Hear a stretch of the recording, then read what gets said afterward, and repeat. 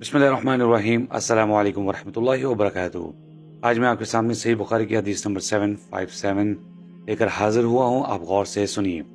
حضرت ابو ہریرہ رضی اللہ عنہ سے روایت ہے کہ ایک دفعہ رسول اللہ صلی اللہ علیہ وسلم مسجد میں تشریف لائے۔ اتنے میں ایک آدمی آیا اور اس نے نماز پڑھی۔ پھر اس نے نبی صلی اللہ علیہ وسلم کو سلام کیا۔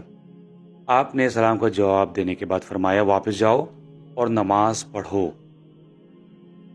تم نے نماز نہیں پڑھی۔ وہ آدمی واپس گیا اور اسی طرح نماز پڑھی جیسے اس نے پہلے پڑھی تھی۔ پھر اس نے آ کر نبی صلی اللہ علیہ وسلم کو سلام کیا۔ آپ نے سلام کا جواب دینے کے بعد فرمایا، واپس جاؤ اور نماز پڑھو، تم نے نماز نہیں پڑھی۔ پھر اسی طرح 3 دفعہ ہوا۔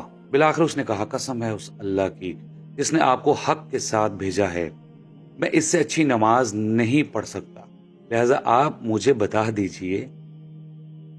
آپ نے فرمایا، اچھا جب تم نماز کے لیے کھڑے ہو تو اللہ اکبر کہو، پھر قرآن سے جو تمہیں یاد ہو پڑھو، اس کے بعد اطمینان سے رکوع کرو، پھر سر اٹھاؤ اور سیدھے کھڑے ہو جاؤ، پھر سجدہ کرو اور سجدے میں اطمینان سے رہو، پھر سر اٹھا کر اطمینان سے بیٹھ جاؤ، اسی طرح اپنی پوری نماز مکمل کرو۔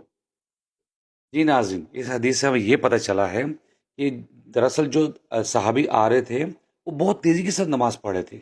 اکثر ہم نے کچھ نمازی بھائیوں کو دیکھا، ان کو بہت جلدی ہوتی ہے، وہ ایک دم قیام سے فوراً رکوع، قوما، سجدہ، جلسہ، سجدہ، فوراً فوراً۔